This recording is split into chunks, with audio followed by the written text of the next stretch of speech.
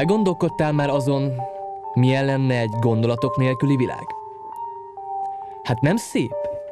Egy világ, ahol nincs tanulás. Nincsenek zéhák. Egy világ, ahol van sör, de nem jut eszébe a csaposnak elkérni a pénzt, ahol van védekezés nélküli szex, de nem kell belegondolni a következményekbe.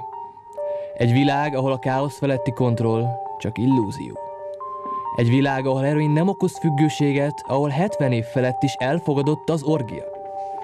Egy világ, ahol van önmegvalósítás tudat nélkül, és van Schönheitskupa rendezők nélkül.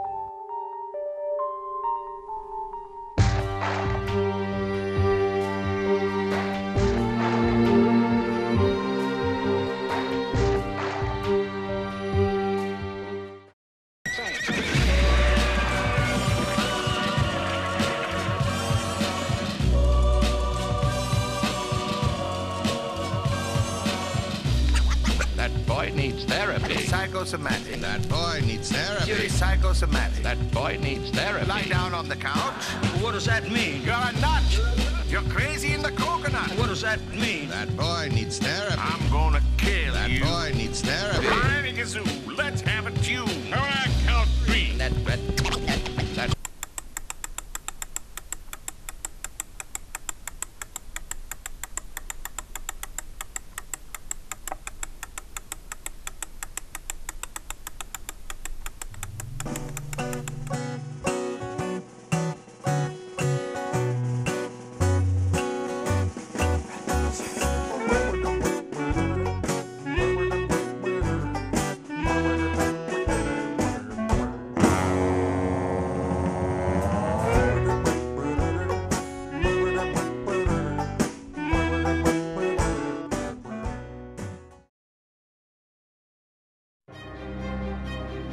Mi egy ilyen világról álmodunk. Konvenciók nélkül, gondolatok nélkül. Az önállóság kezdete a mi filozófiánk elfogadása. Szövetségünk célja a totális, deviáns individualizmus. Te is képes vagy rá. Ne gondolkozz, merj fasznak